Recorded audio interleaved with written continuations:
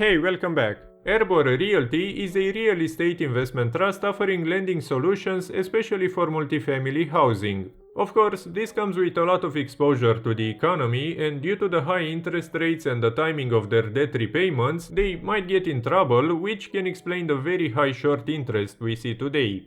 Because they don't own the properties on the balance sheet, meaning no depreciation, and there are a lot of non-cash items and stuff like that, I think the net income is a good enough indicator in this case.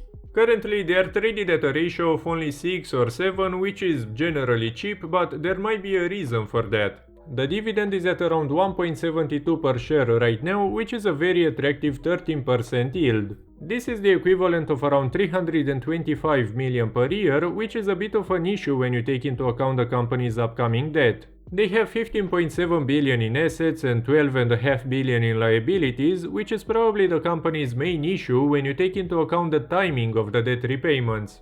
Since they are a REIT, they have to pay 90% of the taxable income as dividends, so when they have to pay 2.5 or even 4.5 billion in debt, they have to make that money somehow, be it by selling assets, refinancing or issuing shares. By far the biggest issue is the debt coming in 2027, when they have to pay over 4.5 billion.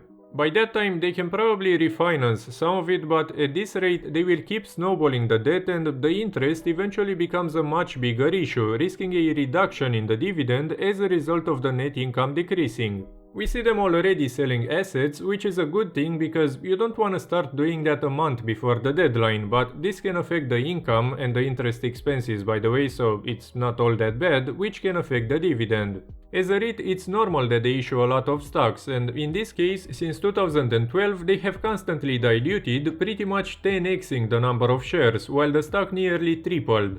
Now again, this is not uncommon or even that bad, and if you look at Realty Income for example, probably the most popular REIT on the planet, they also 5 or 6x'd the shares outstanding. Adding the dividends, despite so much dilution, this would have been a very good investment. Now, they are diversified, I mean, there are over 4,000 loans and they don't depend on like 3 people, but in case of a recession coming from now until 2027, they might have a very big issue. If we get into a recession, it's likely to see foreclosures, and sure, they are entitled to some or even all of the property, but the timing is very important.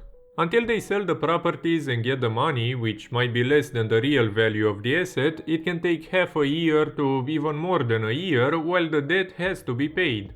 This is when the management will have to navigate this as well as possible, because they won't have that much leeway and every decision will matter. Another issue is that if we get to that scenario, the stock price would be affected, meaning that issuing shares might not be reliable anymore and selling assets might have to be made at a discount.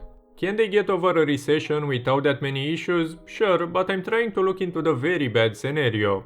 Without issuing due to a market crash, if we get into a recession in let's say 2025 and they are forced to sell 12 billion at a discount to offset 9 billion worth of debt and refinance the rest, that wouldn't be possible.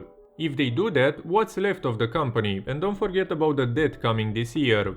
Now, if they issue like 2 times the current market cap in 3-4 years and do some refinancing at a potentially low interest rate, this would pretty much solve the issue. Now, the discount is the main issue. I assume they 25% discount to the loans and that they can qualify for a refinancing in basically the limit to the discount, but what if they can't refinance? The CEO said that the delinquency rate in the CLOs is like 1%, but what if our friends at Viceroy, I know them from MPW, are correct? What if these properties are actually not that good? If the issues begin, they can easily crash like MPW or like them themselves did in the financial crisis.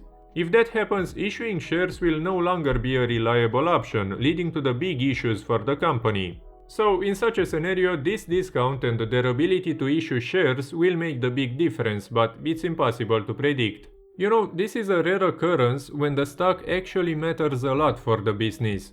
Now, there are guarantees to the original mortgage value coming from Freddie Mac and Fannie Mae, so there may not be any need for a discount since the government would back them up. In that case, with a bit of refinancing and issuing, they should probably be fine. However, this doesn't mean that the stock wouldn't crash, as you're about to see in a bit.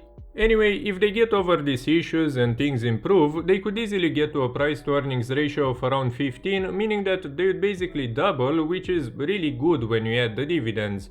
I think the best thing they can do, which they already do, is a bit of everything. They sold about 2 billion worth of loans and investments last year, refinanced, issued shares and so on, which seems like the optimal thing to do, and it's even better that they do it before it becomes a big issue. As a parenthesis, looking at them before crashing 98% in the financial crisis, the company was making 10 times less money and had a fraction of the balance sheet, but they also had upcoming debt maturities well above the company's income.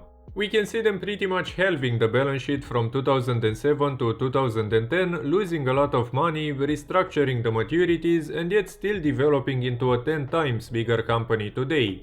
Now, on top of the crash, this came with a massive dividend cut after not paying it for about 4 years due to the negative income, and if you bought back then, you wouldn't have recovered even with all the dividends. So they have experience in probably the worst case possible, but the results may not be so good for the investors. Again, if we get into such a scenario. You can see in this article how the number of distressed collateralized loan obligations rose almost 6 times in a year.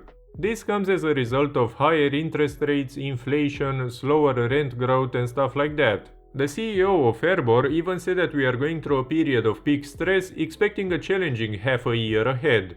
Now remember that a CLO is typically below investment grade, meaning that they are not the safest thing possible. So there is potential for them to crash, in which case the issues would only begin, but let's also look into the potential upside.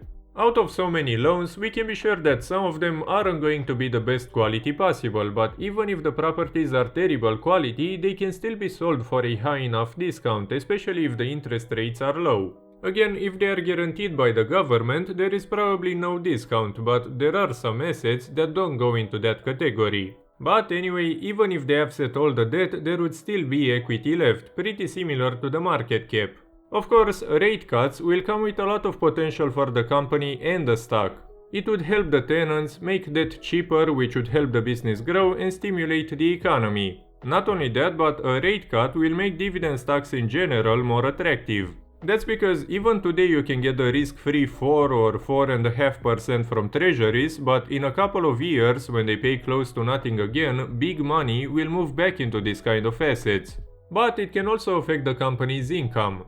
A year ago, for example, they had a higher interest income and higher interest expenses, but overall, considering the other things that I mentioned, this would be a net positive.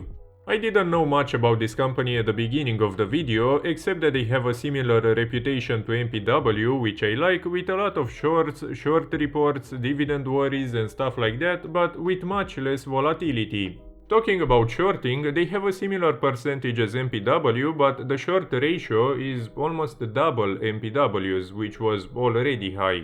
This basically means that if every short was to buy the stock so that they can cover the position, it would take 11 days based on the average daily traded volume. If that happens thanks to buybacks or positive news and stuff like that, this can easily be a 3, 4, 5x or who knows how much. The more it goes up, the more demand there is from shorts wanting to cut the losses. This wouldn't be about financials or anything, it's just simple supply and demand, like we saw with GameStop.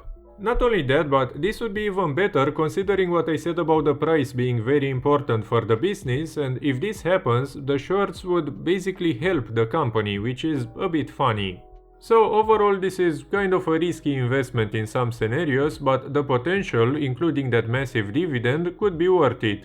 I'm not going to buy it simply because I feel like I don't know enough about the company yet. 2-3 days that I spent on it is not enough, but I'll add them to my watch list and keep doing my research. As always, what I cover in my videos shouldn't be enough for you to make any investment decision, so please do your own research before investing in anything. If you want to see more videos like this one, please leave a like and even a comment to help me out, and make sure to subscribe. Thank you for watching and I'll see you next time.